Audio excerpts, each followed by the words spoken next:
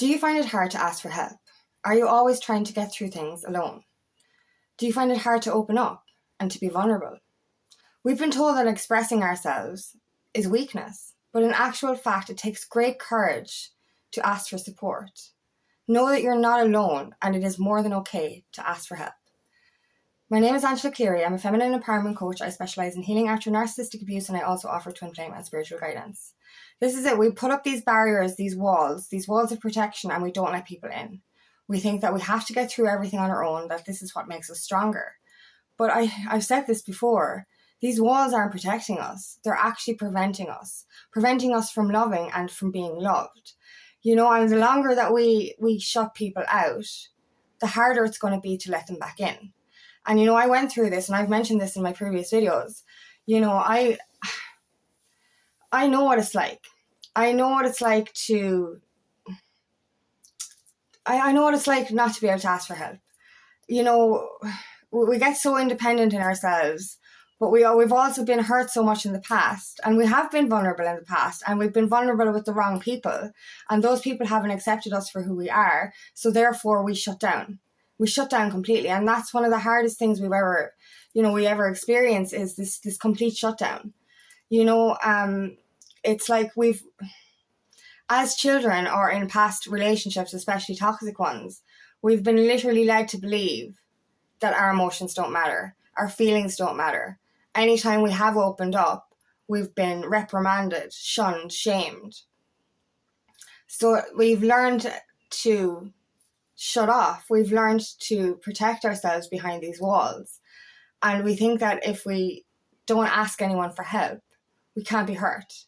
If we don't share our problems, no one can see our vulnerable side. No one can see what we perceive as weakness. But we've only been told that it's weakness, and it takes such great strength to open up, to cry. We've been told even from a young age, stop crying, it's childish. Oh my God, and we're allowed to cry. Crying is such a great way to release. Crying releases endorphins. It helps to heal your body and your mind. So it is actually a great healing mechanism. And I cry when I'm happy now, and I cry when I'm sad. But in saying that, I was still finding it very difficult to cry in front of people. We're always like this, oh my God, what we like, you know what I mean? We start crying in front of someone, it's like, oh my God. And then you're just holding it back. It's like you're pushing the fucking tears back in. Like, you can't put the fucking, the toothpaste back into the fucking tube. Why are we trying to put tears back into our eyes? This is it, and I've understood that for so long, it is this defense mechanism. It's literally this protection that we put up. And I've been open in the past with the wrong people. And I've told people my pain, I've told people my traumas, and they've turned it back in my face. So after having to walk away from a lot of people and situations over the last few years, I shut down completely.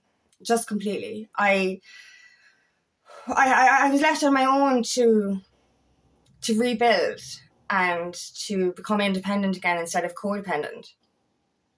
And in doing so, I hid behind this wall. And I was like, I don't need help. Oh my God. It got to a stage where I was like, I can do everything on my own. I do not need help. But then eventually my heart started to turn to stone. Genuinely, and I know that sounds weird, but it genuinely started to turn to stone. I was always a giver of love. And that's another reason why I found it so hard to receive love or receive help, was because I was always the giver. If there was anything wrong with me, I'd be in correspondence with my friends or whatever, and I'd be like, how are you? And I'm like, I'm fine. How are you? Let's fix you. And it was like, literally, I was fine. Nothing was wrong. And I could have been going through a massive healing cycle. And I was just like, I'm grand, I'm just getting through it. And it was just when my friend said to me last year, it was in December, and I was explaining stuff to her, just normal, I went through this tough healing cycle again, and this, that, the other. And I was just like, she was like, it must be hard, is it? And I was like, well, no, it's just part of the journey. And I was just like, oh, well, actually, yeah, it was hard. And it's the first time I pushed through everything. And it's like, I have this thing, it's like, I have to be strong, Because, I have to do everything on my own. I have to be strong. And it was the first time I actually just kind of just went like that. And it was just like a weight lifted off me. I was like, I'm not okay. And it was a tough thing for me, but it made me realize how closed off I'd been. And like, I was even closed off with my other friends as well. And it was just like, it helped me to open up again. And it made me see that these walls of protection weren't making me stronger. They were actually making me weaker. I was closing off from everyone and everything. And if we have a closed heart, we can't even, like, it's not just about accepting love and friendship into our lives. It's about accepting abundance or prosperity into our lives. If you're hiding behind this wall, you're not letting any sunshine in at all. And it just gets darker and darker and darker and darker and darker. And there's no strength there. You just get weaker, weaker, weaker, weaker, and weaker. And it's actually only in opening up to my friends and community again that I've actually gained more strength. And I still do this. Every week I meet with my friend, we do a video call, and like we kind of coach each other, we help each other, we advise each other. We're just there for each other. Because I remember when back in December, she was like, "Have you got a coach?" I was like, "I don't really need a coach." And then afterwards I was thinking, I don't need a coach, I need a friend. You know what I mean? I had one other close friend that I still speak to a lot. And, so I have two best girlfriends now that I speak to, frequently, and I'm able to open up to them again. But before that, I wasn't. And, even every week now, I meet my friend on the video call. It's just like, if I'm going through something, I'm like, I won't say anything. I'm fine. I won't say anything. I'll be fine. And whatever it is, it just comes out anyway. And like lately, I find that I'm able to cry in front of her. And that to me is a big step. Because, as I said, I am an emotional person. I think crying is so powerful. It's so releasing. But we still, no matter how much we can cry behind closed doors, an awful lot of times we still think we still have this barrier up about crying in front of other people. But like lately, I've just poured like in front of my friend, and I'm like, oh my God, that's because I can trust her. But it's because I'm not afraid to be vulnerable anymore. And that's a really big turning point, because I got so much into my hyper independent energy that I wasn't letting anybody in, and it was genuinely making me weaker. And we've been told, especially men, but we've all been told for generations that it's weak to cry. It's weak to express yourself. Don't share your emotions, bottle them up, and just stay in your box.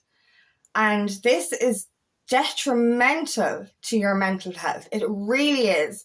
Because if we bottle things up, and I've said this before, it's that pressure cooker. It's going to explode. It's going to erupt like a volcano. If we don't unearth what's within us, we're never ever going to heal fully. And we're always going to go around with this heavy backpack on us of heavy emotions. And it's like, we think vulnerability is weakness. It takes such strength to open up to somebody. It takes a lot of strength to trust somebody again after being, I suppose, hurt by so many others. It really does take massive amounts of power to be vulnerable. And it's beautiful. I think it's beautiful. I like, obviously it sounds weird. I don't love to see people crying, but I admire people that can cry, because it means they've gotten to a stage where they're not afraid of what others think. They're not afraid of their own vulnerability, their own authenticity. And, I remember, like, I did a video lately on healthy masculinity, and there was a few comments about it. And, one guy even said to me, like, you say that you want a vulnerable man, but if you saw it, you wouldn't be attracted to it. And I said, I am. I have seen it. I've seen my twin flame cry, and, like, I found it it was probably one of the most beautiful things I've ever seen. Because to see any man cry, I think, is the most beautiful thing to ever see, because it shows the purity of a person if they can open up. And I just think that's true authenticity. If you can open your heart fully, be in the presence of someone that you can trust, and just let it flow, I think it's the most beautiful experience that anyone can ever go through, whether you're the crier or the person holding space. And it's such a beautiful thing to have somebody you can trust enough that holds that space for you. You know, because this really bugs me. You know, you see it all the time. It's like people start crying. It's like, don't cry, don't cry, don't cry, don't cry, don't cry. It's like, no, please cry, please cry, please cry, please let it out. And if I see someone crying now, it's like, please let it out. We don't express tears unless there's something within us that needs to be released. And, you know, I know this for a fact. Like, I'm always crying. You know, I cry at happy things, I cry at sad things. But I know when I'm going through a healing cycle because I'll cry at everything. Absolutely everything. I watch this, like, it's funny, I'll watch a Disney movie because it's good for my inner child when I'm going through healing. And I press play and like it might even have started yet. And I just know what's going to happen. And it's just like I start crying straight away because it's just, there's the emotions inside me, right? And like, it's like happy or sad. But I know I've more within me to release if they come out. And it's funny, like I was just thinking about it earlier. There's certain things that I can watch, and I watch them. I could watch them 9 times out of 10. No, we'll say 5 times out of 5. 5 times out of 10, I'll cry, and 5 times out of 10, I won't. And it's the same ad. Like, you know, I'm just thinking of this this specific ad, you know, that comes on over and over again. And on a healing day, when I need to purge, it's a happy ad, and you're like, oh my God, I get so emotional. And then another day when I'm not to heal or when I'm not going through the depths of it, I don't cry at it. I'm like, oh, that's good ad. You know what I mean? So I just think that having tears or having that emotion shows that you have something to release. Because as I said, like I cry more even on the happy things when I have something to release. And it's so, you can feel so much lighter. Because like, as I said, even just talking to my friend, and like normally I'm like, oh no, I'm not going to say anything today. I'm getting through this on my own. I'm fine. And then I cried, and I actually just literally just kept crying. And I told her everything. And I felt so much better afterwards. It just felt so much lighter. And there's another time that like I was on the phone to my other friend and say something was triggered where something from my past came up. And she got really apologetic. She was like, I'm so sorry for saying that. Like, you know, I was like, no, it's okay. Like, you're after triggering something here that I've been working through on my own for 10 years. You know, it was the anniversary of it, and I was literally going through it all over again. And I hadn't spoken to anyone about it since I spoke to my therapist back 10 years ago. And to be able to express myself on the phone to her, I was just like, thank you for helping me see this and like sharing this with me. Because I literally said to her, a problem shared is a problem halved, because I've been literally holding on to this for 10 years and no one to share it with. And I was able to share it with you, and it's just like, I feel so much better. Because I self-therapize, you know, I do so much introspection, and I do coach myself, and I'm always inner healing. But to actually be able to share that problem with my friends is profound. It's a completely different experience.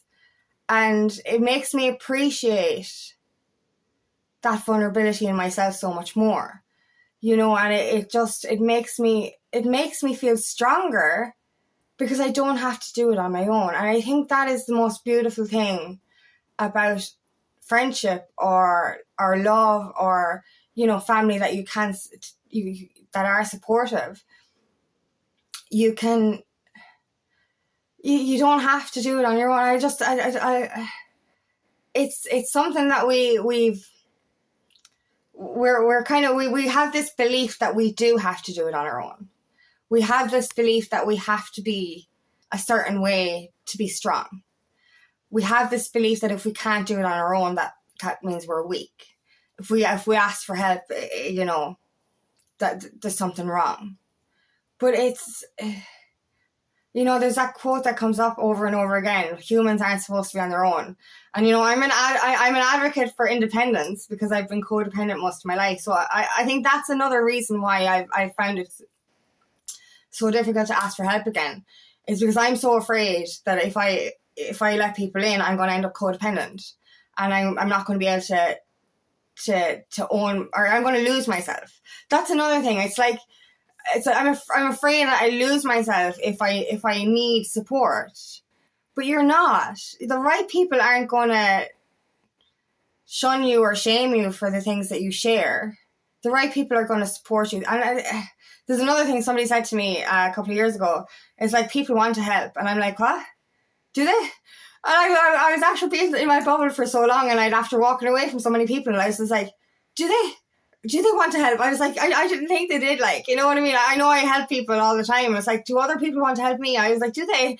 And it was like, it was something, it was kind of an alien sentence to me to hear that, because I closed off for so long, and I had this belief that everyone was out to get me.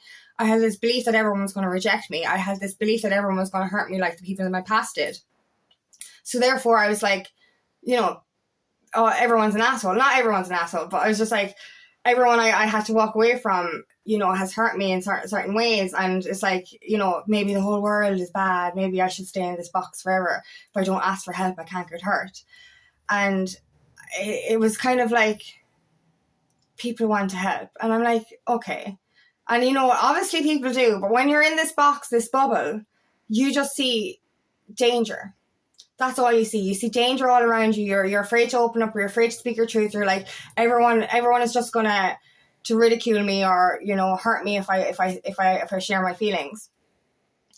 So you just don't, and you kind of become more and more closed off. But the minute you start opening up again, you actually see how much love there is in this world and how much support there is in this world. And the most beautiful thing, like I at that stage when I was starting to turn to stone, I was never lonely. But I look back over, I suppose, 2023 and 2024, and I was starting to get lonely. I had walked away from a lot of people, and I was closed off. I was afraid to ask for help, but I was afraid to let people in. And I was genuinely getting lonely. And I was like, you know, maybe it's okay to let people in. And I started to open up to the world around me again, to my friends and to my community. And I was just like, oh my God, there is so much love here. There's so much support here. And I don't have to do everything on my own. And don't get me wrong, I'm still an advocate for independence, and I love being on my own. I love being in my own company. But when things get hard, we actually don't have to do things on our own. It's okay to share. It's okay to ask for support. Vulnerability really is your greatest strength. It's your superpower. Because vulnerability equals authenticity. And it's only when you uncover who you really are can you trust and open up to others as well. And it's a beautiful thing to show your true heart to somebody and have them accept you. And there are people out there that will accept you for exactly who you are and for any kind of vulnerability that you share. So it's not weakness to share your emotions. It's not weakness to express your emotions. It actually takes great strength. So thank you so much for listening today, and I really hope this resonates. If it does, please like and share, and please subscribe to my channel so I can reach as many people as possible. And if you would like help on your journey, please book me for a free discovery call today, and love nothing more than to help on your path.